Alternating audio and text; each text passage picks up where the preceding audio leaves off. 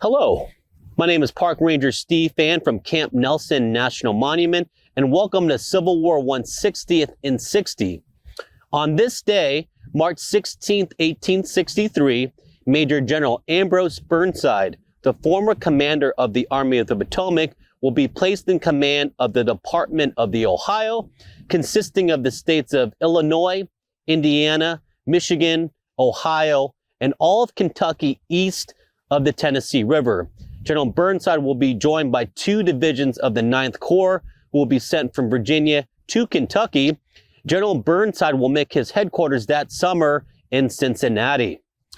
In April of that year, General Burnside will authorize the establishment of a massive supply depot in central Kentucky, which will fuel the U.S. Army offensive into East Tennessee to liberate Unionists who are under Confederate occupation. It is called Camp Nelson. In August, General Burnside travels from Ohio to Kentucky to personally lead the army from Camp Nelson into East Tennessee.